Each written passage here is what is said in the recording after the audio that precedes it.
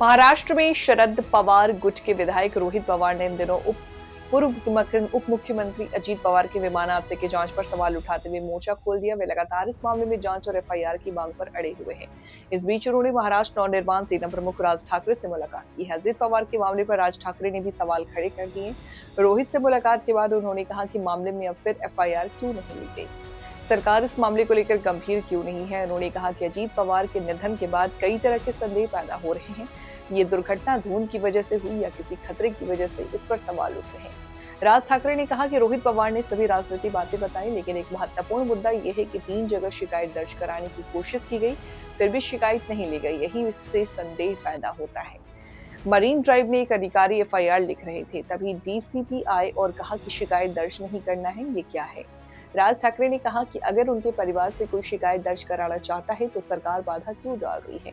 सुनेत्रा वानी अब सरकार में है। राज्य में कहा जाता है कि कभी भी एफआईआर दर्ज कराई जा सकती है, लेकिन जब एफआईआर दर्ज कराने गया व्यक्ति ही शिकायत नहीं दर्ज करवा पा रहा, तो इसमें क्या इसमें भी कोई काला सच छिपा है? राज ठाकरे ने आगे सवाल पूछते हुए कहा कि ब्लैक बॉक्स के बारे में अभी तक कुछ स्पष्ट नहीं। विमान कितना भी क्षतिग्रस्त हो जाए, ब्लैक बॉक्स को कुछ नहीं होता। सरकार संदेह को बढ़ा दे रही है। उन्होंने आगे कहा कि सरकार एफआईआर दर्ज क्यों नहीं होने दे रही है। सभी राजनीतिक बातों को अलग रखते हैं, लेकिन एफआईआर क्यों दर्ज नहीं हो रही है।